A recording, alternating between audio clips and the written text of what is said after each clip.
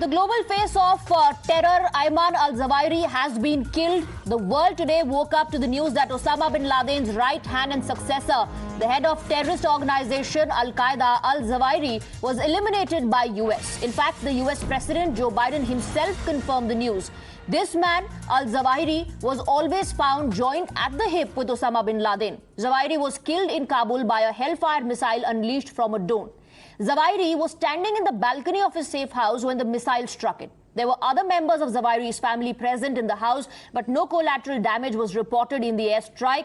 The strike, however, brings focus back to the terror patronage provided by Taliban in Pakistan and the eerie similarities between the circumstances of bin Laden and Zawahiri's eliminations. Let's go across to Pranesh for more information on the location of the safe house and the patronage that was provided. Through some pictures and visual representation, Swati, we have tried to explain why Pakistan and Taliban today are the biggest terror patrons. Who are we talking about? We are talking about Osama's deputy, who then took over the mantle of Al-Qaeda, became its head, Ayman al-Zawahiri, the face of Islamist terror, dreaded terrorist carrying a bounty of $25 million US. Look where he was found, just 2.5 kilometers from where the Taliban runs the Afghanistan, from the presidential palace in Kabul. The distance from the presidential palace to the safe house where Zawahiri was found and smoked out from is only 2.5 kilometers. And this takes us back to Abbottabad, the garrison town in the heart of Pakistan that houses the GHQ, the general headquarters, which is the Pak Army headquarters. And what was the distance there? From the house where Osama bin Laden was given by the Pak establishment, the deep state, to the Pakistani army headquarters, look at the distance. It's not even a kilometer. Less than that, 800 meters to be precise. So the Pak-Taliban hand to sheltering Islamist terror is clear. Look at the two images. Presidential palace in Kabul is just 2.5 kilometers from where the Taliban had put up Ayman al-Zawahiri.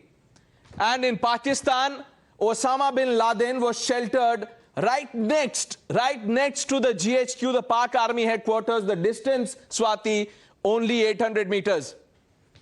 Absolutely. Let's also take a look at why is it important for India. Zawahiri's elimination is very significant since he always propagated Hindu phobia and spewed venom against India. He instigated Muslims in India to pick up arms and fight for the cause. He also slammed the central government after the abrogation of Article 370 in Jammu and Kashmir and called it a bid to annex Kashmir. Zawahiri also tried to spread hate and terror in India during the hijab row. After relentlessly seeking Zawahiri for years under Presidents Bush, Obama, and Trump, our intelligence community located Zawahiri earlier this year. He had moved to downtown Kabul to reunite with members of his immediate family. This mission was carefully planned, rigorously minimized the risk of harm to other civilians. And 1 week ago, after being advised that the conditions were optimal, I gave the final approval to go get him. And the mission was a success. None of his family members were hurt, and there were no civilian casualties. Now we have eliminated the emir of Al-Qaeda. My administration will continue to vigilantly monitor and address threats from Al-Qaeda, no matter where they emanate from. It's just strange credulity to believe that nobody in the Taliban government had any idea but that al-Zawahiri was there. He's a fairly recognizable figure. Probably can't trust the Taliban to do this work for us. However, it shows that the U.S. capability of taking out a terrorist leader in the capital of the Taliban-run Afghanistan is certainly valid. I mean, so we have the capability of doing that. This is hard work. I mean, some terrorist leaders, some criminals go in hiding for decades, and it takes a long time to, find them and bring them to justice, whether it's capturing them and trying them or whether it's executing them in this fashion. बड़ी खबर है और bin Laden के बाद ये दूसरी बड़ी उपलब्धि अमेरिका को मिली। अल-जवाहिरी जो कि बहुत ही ख़तरनाक आतंकवादी अल-कायदा के चीफ थे और ये काफ़ी समय से पाकिस्तान और अफ़गानिस्तान के बीच में आना जाना इनका बना हुआ था। पाकिस्तान में ही रहते थे। पाकिस्तान की ऊपर अल-कायदा के ऊपर के कंट्रोल जो बेसिकली है अल-कायदा पे, वो पाकिस्तान का है और पाकिस्तान के उनके साथ काफ़ी घनिष्ठ संबंध है। अफ़गानिस्तान को इन आतंकवादी संगठनों ने, चाहे वो तालिबान हो या अल-कायदा हो, इन्हीं ने बिल्कुल तबाह बर्बाद किया है। इस तरह से मैं समझता हूँ कि ये एक बड़ा ऑपरेशन था और काफ़ी डेलिकेट था। Now viewers, let's take a look at the planning to kill one of the masterminds of the 9/11 attacks. This had been going on for months. A small-scale model of Zawahiri's safe house constructed by Intel officials was placed inside the White House Situation Room for Biden to examine. However, Biden's instructions were clear. No civilians should be killed in the Afghan capital, not even the terrorist family members. So on July 25th, went over the granular details, including the layout of the house, how the strike could affect it, and any other options that could minimize civilian casualties. Finally, a precise, tailor-made airstrike was launched on Sunday that smoked out Ayman al-Zawahiri.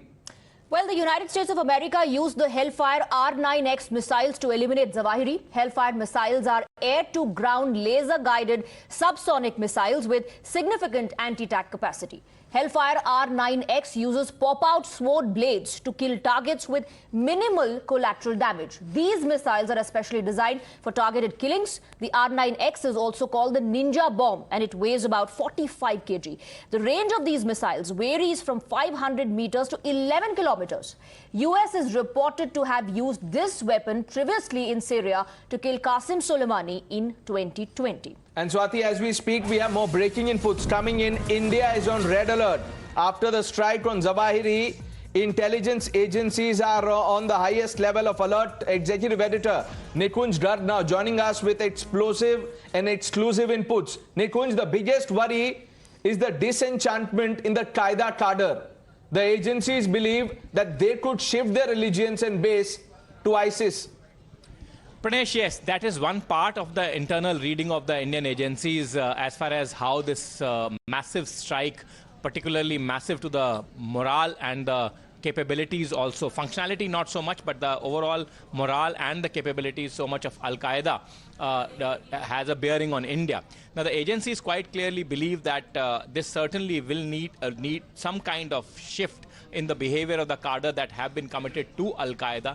This is not going to be some kind of tectonic shift. Remember, a terrorist is a terrorist, whether he operates under the banner of the Al-Qaeda in Indian subcontinent or Al-Qaeda in general, a terrorist remains a terrorist. But as far as the moral support is concerned, as far as the morale is concerned, and as far as the capabilities of what the latest trend being observed in Jammu and Kashmir, particularly with worry, supply of certain kind of weaponry, particularly small personal weapons from Afghanistan into Jammu and Kashmir is concerned, that kind of wherewithal is likely to be impacted.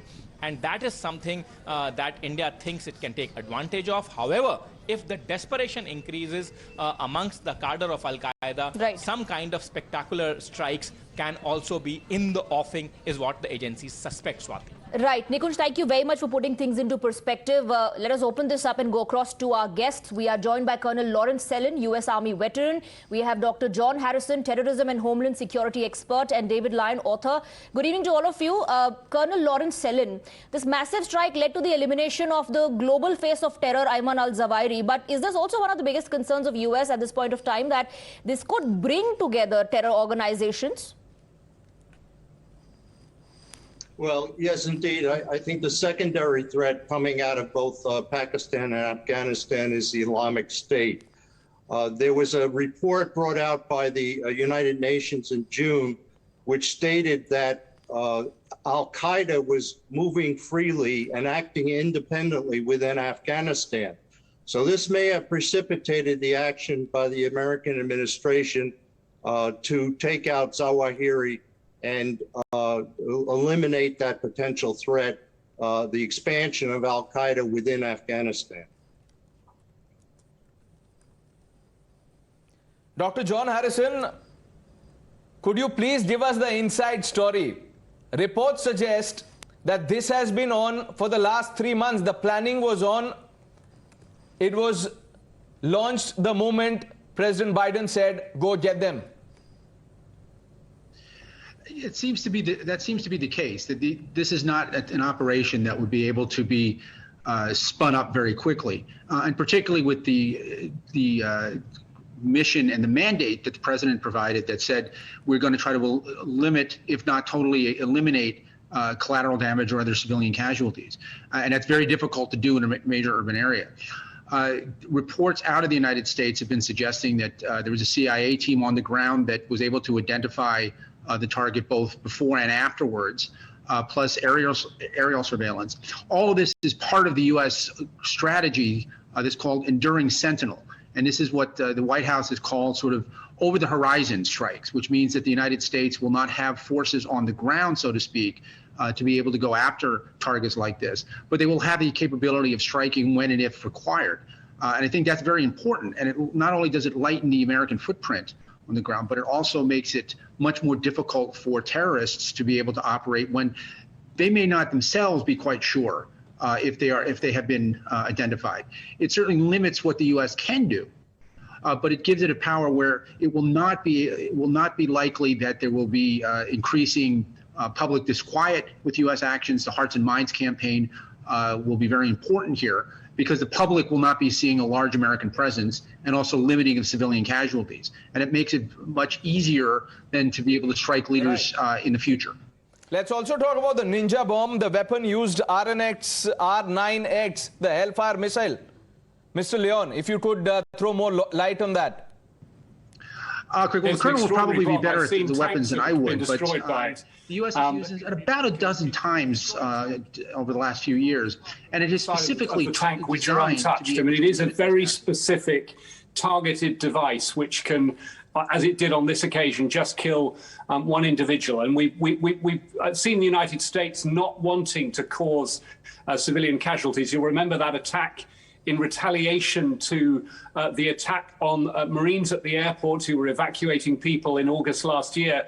America responded and they hit a car that had nothing to do with the attack itself, killing a family. And that was the last attack carried out in Afghanistan until this one last weekend. So I think President Biden didn't want to see a repeat of that kind of attack. He wanted something very accurate. He's a cautious man. He was very cautious in the room back in 2011 when he was the vice president and Osama bin Laden was killed. He was the most cautious voice then. And to get his sign off on this, I think the CIA will have needed to have really good evidence that this was Ayman al-Zawahiri. But I think the bigger picture is that this shows the real hollowness at the heart of America's deal with the Taliban when they abandoned the country and pulled out last year.